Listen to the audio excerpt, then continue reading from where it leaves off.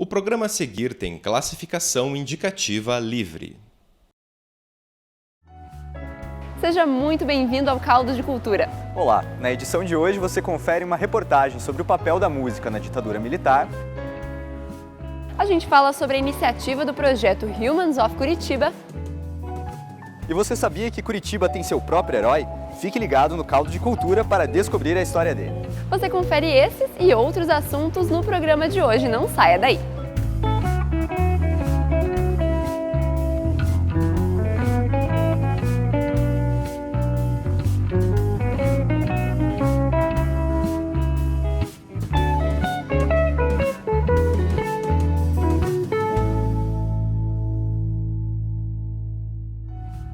A ditadura militar foi um período bastante conturbado na história do Brasil e, por isso mesmo, de intensa produção cultural.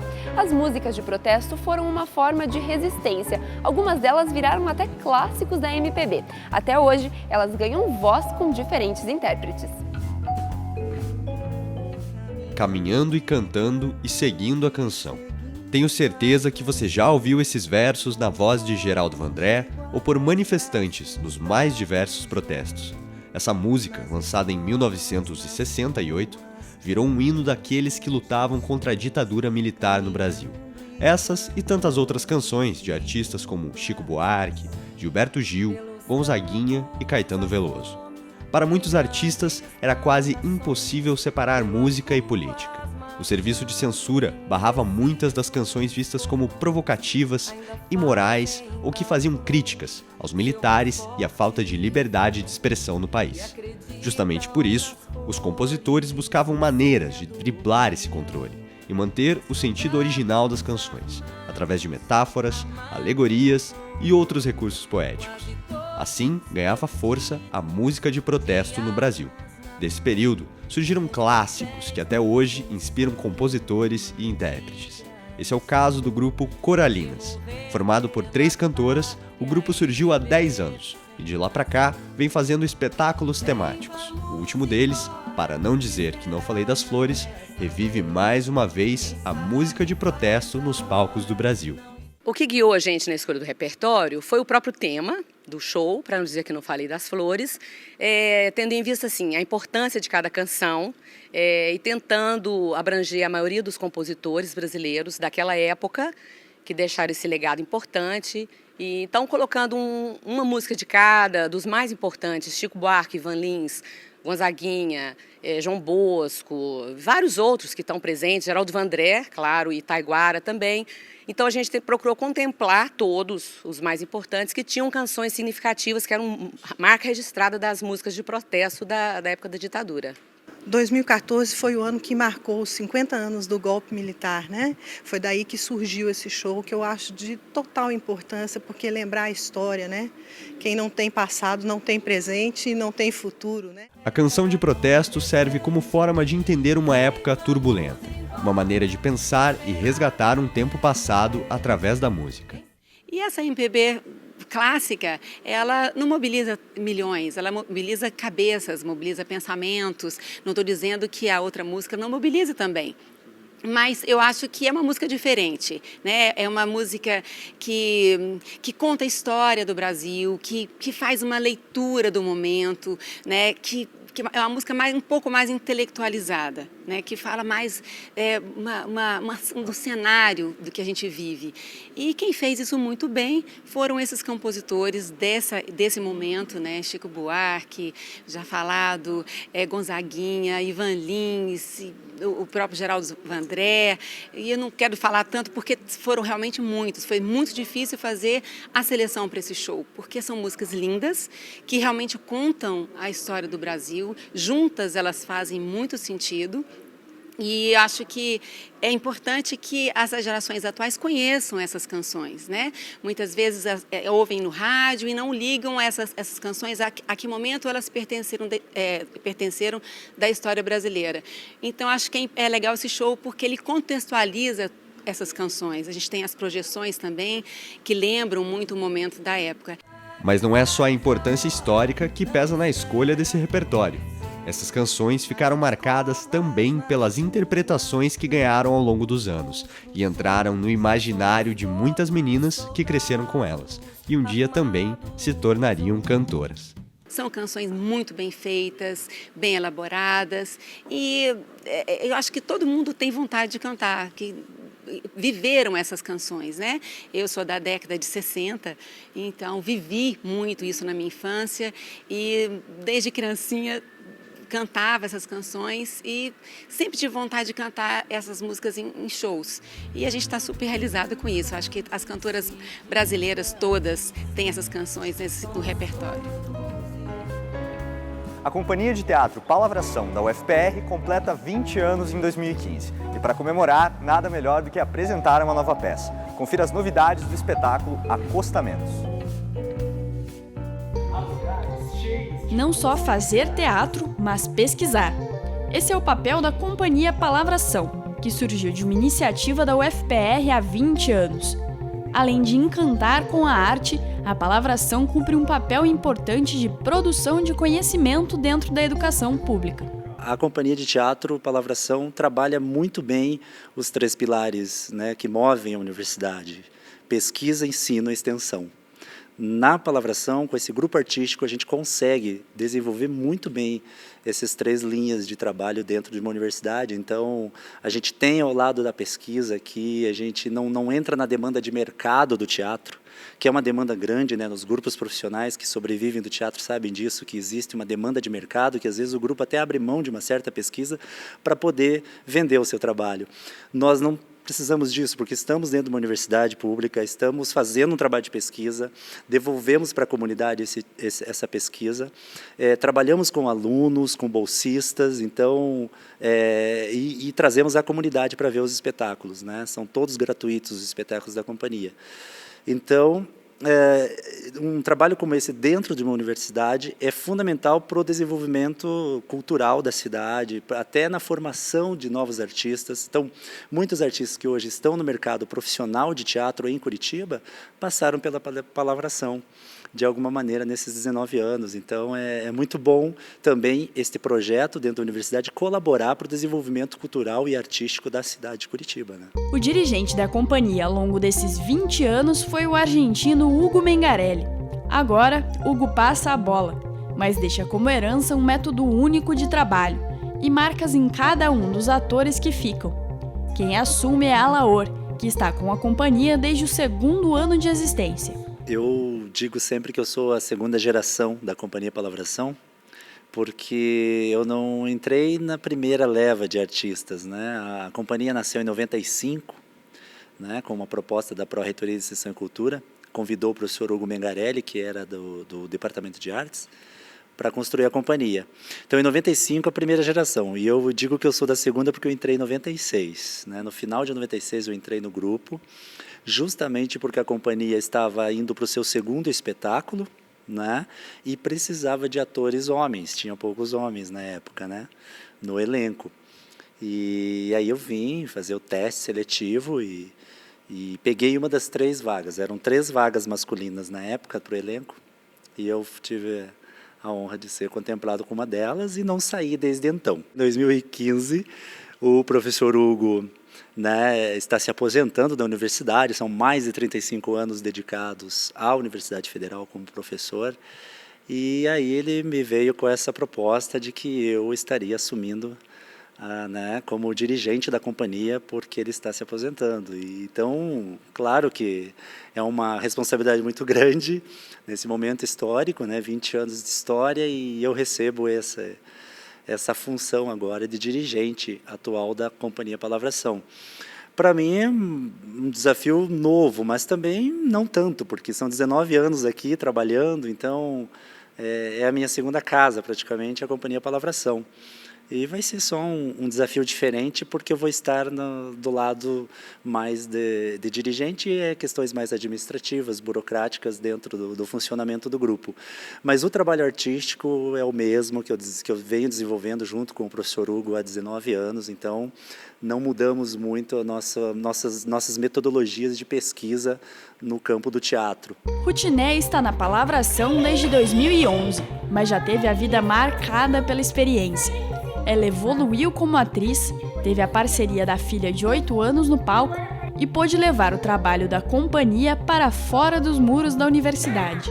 Também sou professora de arte, sou professora formada em teatro e eu levo essa pesquisa para a sala de aula. E é muito bacana ver isso. Os jogos que a gente faz aqui na companhia, trabalhos de voz, de improvisação, de corpo, você vê isso nos alunos do ensino médio, fundamental. É muito bacana. Eles, assim, é incrível o retorno que você tem, é mágico, né? Cada uma das 23 peças feitas pela Palavração tem muita história e pesquisa por trás. A exposição comemorativa, que é itinerante, leva esses bastidores para perto dos estudantes e funcionários da UFPR.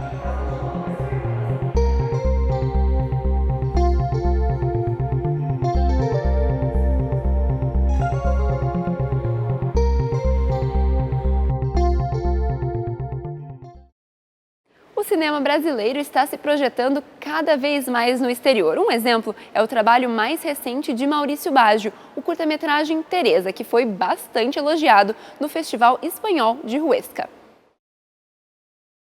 Hoje o Caldo de Cultura recebe o cineasta paranaense Maurício Baggio, que atualmente está em processo de divulgação do seu último curta-metragem chamado Teresa, e acabou de voltar da Espanha do Festival Huesca.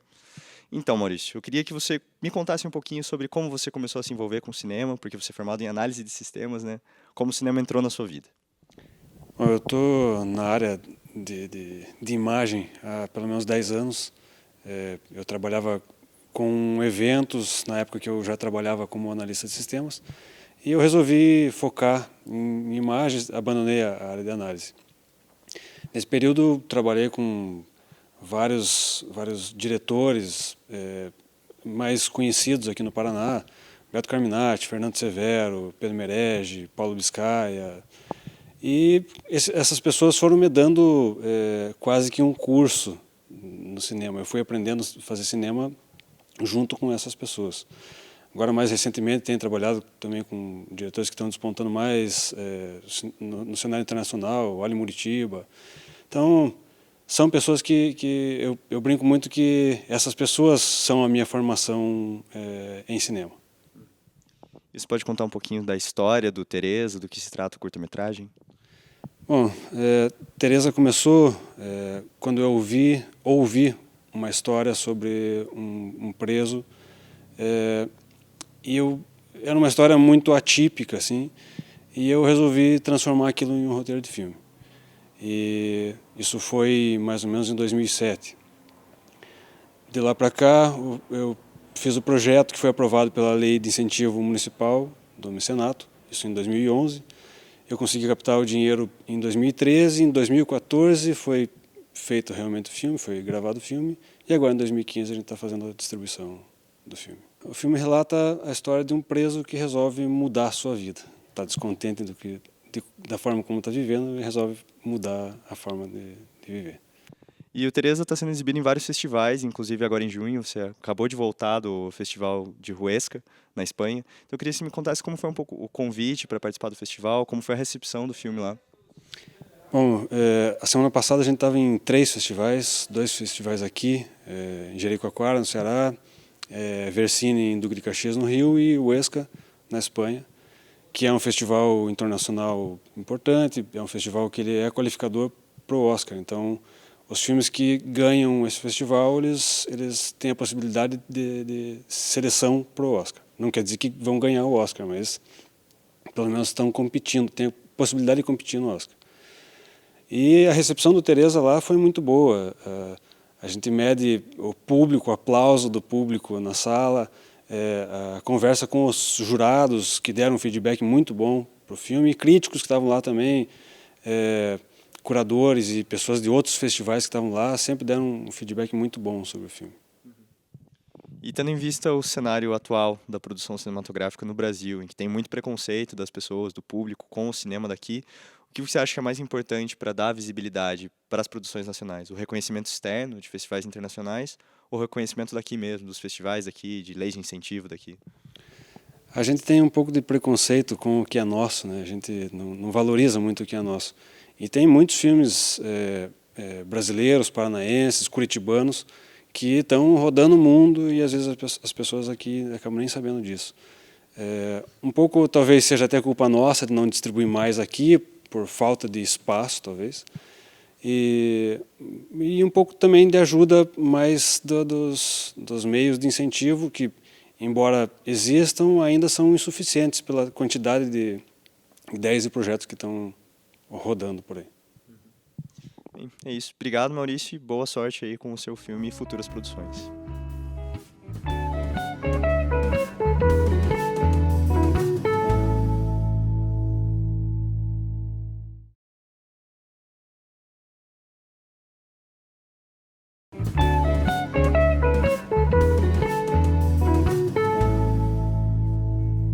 Quando a gente pensa em super-heróis, geralmente vem à cabeça personagens americanos, como Superman ou Batman. Mas Curitiba também tem seu próprio justiceiro, o Gralha. Conheça melhor essa história. Um super-herói completamente brasileiro e curitibano. O Gralha vive em uma Curitiba do futuro, que cresceu tanto que o Porto de Paranaguá e o Parque Vila Velha fazem parte da cidade. Ele tem inimigos como o Craniano, a Araucária e o Homem Lambrequim. Uma história em quadrinhos muito nossa, que merece ser contada e lida. Os leitores de quadrinhos, principalmente de super-heróis, eles estão acostumados a ler os Batman, o Super-Homem, todos os personagens ambientados em um país chamado Estados Unidos. Então a gente tem a oportunidade, o leitor tem a oportunidade, lendo o Gralha, ler essas aventuras ocorrendo em Curitiba com as informações culturais aqui da cidade. Então, assim, a título de curiosidade, as histórias do Gralha, elas são releituras, né, de estereótipos de super-heróis, das histórias de super-heróis, mas ao mesmo tempo elas são ricas de informações culturais da cidade. A identidade verdadeira do Gralha é Gustavo Gomes, um adolescente que divide o tempo entre o cursinho e o combate ao crime. Ele seria neto do Capitão Gralha, um super-herói criado na década de 40 por um tal Francisco Iverten. Mas surpresa, Iverten também é uma criação de Éder e os amigos. Então, essa primeira parte do Capitão Gralha, infelizmente, é falsa, né? A gente pede desculpas e tudo mais, é uma informação que a gente não divulgou durante 17 anos. Mas a parte do Gralha é verdadeira. Ele é um personagem que possui 9 criadores, é fato inédito, né, aqui no Brasil. E é um personagem de quadrinho que ele é muito conhecido no Brasil todo. Na verdade, o super-herói surgiu nos anos 90 e foi publicado na revista Metal Pesado, para comemorar os 15 anos da Gibiteca de Curitiba. As poucas páginas que a revista oferecia fez com que 9 artistas se reunissem para criar um único personagem. Então cada um escreveu uma historinha curta do Gralha. O Gralha surgiu um pouquinho sem querer, porque há 18 anos atrás, quando a Gibiteca de Curitiba fez 15 anos, surgiu a possibilidade de lançar um gibi local. Naquela época isso era um sonho, né? Era quase impossível, né? Hoje já não é fácil você publicar o seu próprio material, né? Você se autopublicar. E naquela época os custos gráficos eram muito proibitivos, então surgiu uma editora que quis fazer essa homenagem à Gibiteca. Uma revista chamava-se Metal Pesado, uma versão nacional da heavy metal norte-americana, que já descende da metal hurlant francesa. Então a ideia é de fazer aquela antologia de autores, né? Com histórias adultas e tudo mais. Ao longo do tempo, o Gralha contou com o talento de 40 outros artistas. Fazer um super-herói com tanta gente envolvida pode ser difícil, mas o resultado final vale muito a pena. Até onde sei, o Gralha é um dos poucos personagens que a gente não reclama se cada um colocar sua interpretação gráfica, seu estilo, se o cara desenha cartoon, ou desenha realista, ou faz abstrato. Então, nenhuma história em quadrinho do Gralha ela é igual a outra no sentido de estilo gráfico. Então, isso enriquece muito, né, o personagem. Para além das páginas dos quadrinhos, o Gralha ganhou também uma adaptação para o teatro e alguns curtas-metragens. A ideia de fazer o primeiro curta, chamado O Ovo e a Galinha, surgiu nas aulas de cinema que Taco X teve com a cineasta Tezuka Yamazaki. Durante o curso, eu mostrei para a diretora o álbum Primeiras Aventuras do Gralha. Daí ela gostou muito do personagem, gostou muito das histórias e tal. E daí ela sugeriu para mim que eu fizesse alguma coisa com o personagem, né? Mas ela tinha sugerido para mim que eu fizesse uma animação. Só que na minha cabeça eu achava que, e realmente muito mais difícil fazer uma animação, um desenho animado hoje em dia, do que fazer um live action, que ocupa menos tempo e menos dinheiro para fazer, né? Daí eu comecei a desenvolver um roteiro para fazer um live action. E quando o curso terminou, eu me reuni com os alunos do curso e apresentei para eles o roteiro, com a condição de que eu dirigisse um curta-metragem do Gralha. E felizmente o pessoal gostou do roteiro, né? E concordou com o fato de eu dirigir o filme também. O resultado final ficou muito bom, assim, ficou além das minhas expectativas. O Gralha, com diversas formas, histórias e linguagens artísticas, continua conquistando fãs por todo o Brasil. É a prova de que fazer histórias com artistas locais e tendo Curitiba como cenário é uma boa aposta para os quadrinistas. A gente chegou à conclusão que um dos grandes calcanhares das histórias em quadrinhos, de publicar histórias em quadrinhos, é a distribuição. E já que a gente não está preocupado em vender para o Brasil todo, a gente pensou, vamos resolver o problema local. Então a gente faz produções que se ambientam em Curitiba justamente por isso. Então, assim, um álbum de quadrinhos falando de zumbis em Curitiba, a maior parte da venda vai se concentrar aqui na cidade de Curitiba. As tiragens não são altas, são de 500 a 1.000 exemplares. Eu acho que dá certo vender isso aqui em Curitiba. Eu acho que se você fala sobre assuntos ou temas locais, você, na verdade, está falando uma linguagem universal. E todos os leitores de qualquer parte do mundo vão entender.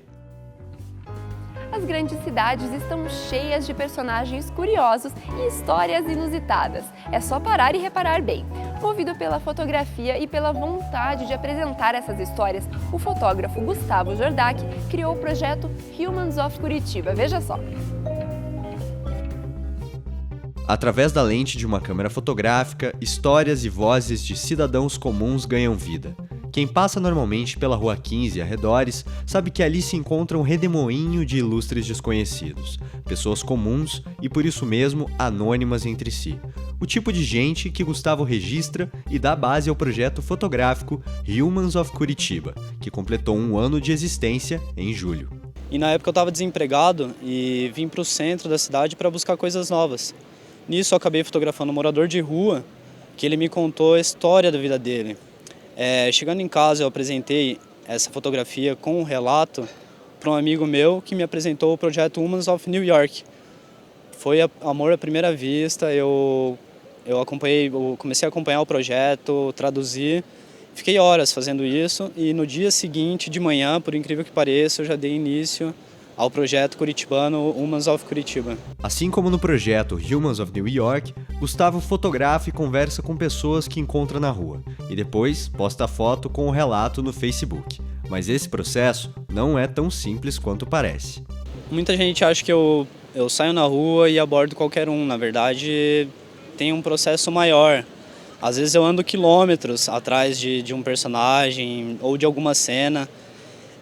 Eu costumo pegar pessoas sentadas, sozinhas, mais tranquilas, porque tem essa facilidade de conversa. Eu seleciono assim, não muito pelo rosto das pessoas, porque cada pessoa tem algo importante para falar, para contar. Todo mundo tem uma história, mas eu seleciono uma cena diferente, uma pessoa diferente, algo que chame a atenção na cidade. Esse é meu critério de seleção. Os personagens que aparecem no projeto são os mais diversos, mas, segundo o fotógrafo, as histórias de moradores de rua são as que mais geram um engajamento positivo e iniciativas por parte da população. Há pouco tempo atrás, eu fotografei um morador de rua ali na República Argentina e ele contou a história que estava longe da família, há muito tempo não via a família e uma rede de televisão me procurou para a gente ir atrás desse morador de rua porque essa rede de televisão queria ajudar esse morador de rua. E fora isso também, o envolvimento dos fãs, dos seguidores é muito grande. Mesmo quando não é de morador de rua, eles sempre estão envolvidos com boas mensagens E isso é bem satisfatório. Em tempos que as pessoas são vistas mais como números do que como indivíduos, cidadãos que vivem e se constroem na cidade, projetos como esse assumem a tarefa de tentar humanizar um pouco mais o ambiente urbano. Assim que eu comecei o projeto, ele teve uma repercussão que eu não esperava. Com a correria do nosso dia a dia, com as responsabilidades que temos, a gente acaba muitas vezes não observando as pessoas, o nosso vizinho, a pessoa que trabalha do seu lado. E, no meu ver, esse é o maior bem que a cidade tem, que são as pessoas que movem a cidade. E o projeto está servindo justamente para isso, para mostrar esse lado mais humano da cidade, pontos de vista diferentes, histórias de vida, lições de vida, simples cenas também que a gente tem, que eu fotografo, registro. E está servindo isso para aproximar as pessoas e para valorizar mais essas pessoas que muitas vezes são invisíveis. O Caldos de Cultura de hoje fica por aqui. Não esqueça de acessar o nosso site e as redes sociais para rever este programa e acompanhar a programação completa da UFPR TV. Obrigado pela companhia. Tchau, tchau.